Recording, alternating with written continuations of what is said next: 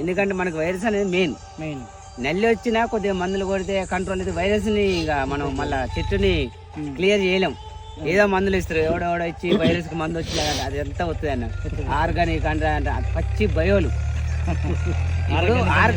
అన్న ఒకటి నాకు తెలిసినంత వరకు డబ్బులుండి రైతు ఫెర్టిలైజర్ షాప్ పోయి నాకు ఈ మందు ఇవ్వను అని కొట్టని ఆ చైన్ పండు.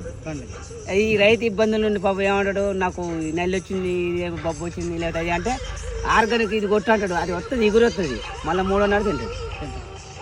ఇప్పుడు ఒక వర్షం 3 సార్లు బయోలో ఇస్తే ఏముంది, 3 పెరుగుతుంది, నల్లి పెక్కుతుంది, తింటుంది. అందుకనే రైతు కూడా పాపం ఏముంది అంటే బాధలు ఉంటాడు.